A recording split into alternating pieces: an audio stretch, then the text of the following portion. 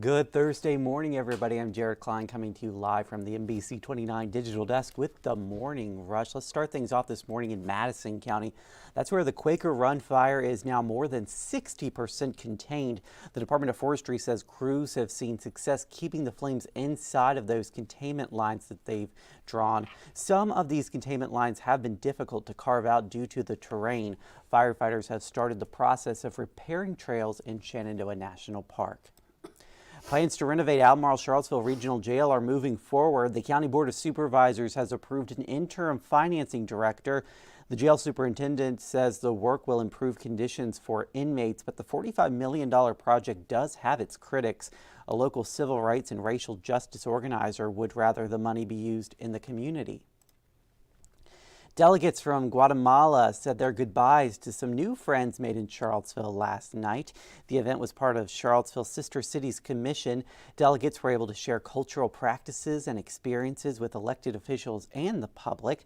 Last night's event concluded with a formal signing of a friendship, and after the trip, the cities will discuss Huehuetenango's upcoming process of becoming a permanent sister city. And many of us are planning our Thanksgiving feast with all the trimmings, but higher food prices continue to put a strain on some families. The Blue Ridge Area Food Bank says at last estimate it had more than 140,000 visits per month. The organization says it's got plenty to go around, so don't be shy about reaching out. Donations are also always welcome. Okay, yeah, doing great work there. All right, so this story is probably a really good reminder to get your flu shot. This Ohio woman, Kristen Fox, when she was 39, she got sick with the flu in March of 2020, right around when the pandemic was hitting and shutting everything down. Well, she went to the urgent care. They said she had the flu, and then she went home, and 24 hours later, she was back in the emergency room, and she. After that, she doesn't really remember anything else, but she woke up and all of her limbs had to be amputated because she went into septic shock, and so they had to cut off her arms and legs. Yeah, and so just a reminder about, getting your flu shots and whatnot. But yeah, and now is the time to get it. Absolutely, it's going around, so get your flu shots for sure. Okay, next thing. So with pedestrian deaths on the rise, a lot of cities are now rethinking the debate, right turn on red when you're at a traffic light.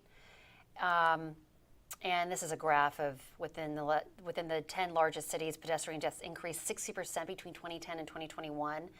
So, and here's another graph of kind of where we are as far as fatalities, pedestrian fatalities, kind of in Virginia. So we're kind of on the low end, but it's a lot of cities. I mean, I always, think turn right on red, but in Washington, D.C., it's banned. They've banned it. It doesn't go into effect until 2025, but it's starting to happen. So I mean, especially if you're in an area you're not familiar with, you might be looking at your directions, you might have your head somewhere else and not even be paying attention to the fact that somebody might be walking across the crosswalk and just turn right on red. So might be a good idea in cities at least. Sure, absolutely. Because they have if you're at a red stoplight, and you're turning right, the pedestrians have the right of way. I mean, that's usually their time to walk. So yeah, I mean, I know, especially if I'm driving around a place I'm not familiar. Yeah, my focus is not on like every single detail. Right.